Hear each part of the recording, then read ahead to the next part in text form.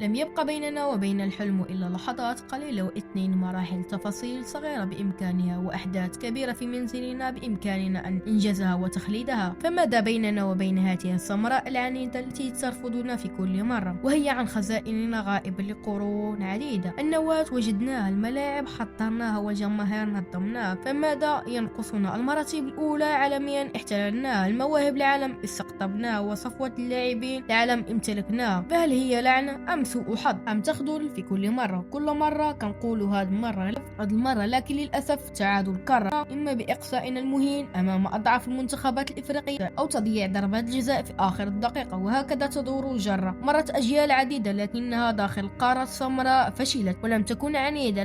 لن ننكر أن بعض الأجيال كانت شديدة، حاولت قاتلت، لكنها بقلب لم تكن سديدة. فما هو الآن؟ خصمكم جاء إلى أرضكم، فما هو عذركم؟